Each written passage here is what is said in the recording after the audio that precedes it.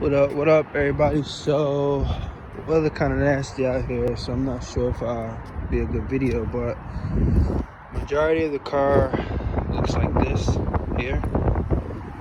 See here? So, I hand waxed the side, which looked like what I just pointed out. Mind you, I don't know anything about car detailing that much. Yeah, I can clean a car, make it look nice, but as far as getting things like this out, I do not know how to do that. So I'm teaching myself how to do it as I go.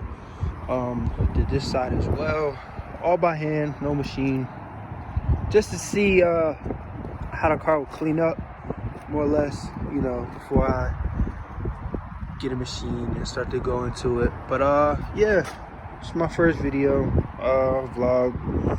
Let you know how the G-body is gonna go. Interior is pretty much clean, you know, little things here and there, but interior is pretty much good to go. Clean, you know, use a good cleaning, which I'll get to, but you know, no rust. Yeah, so first video, car's good to go.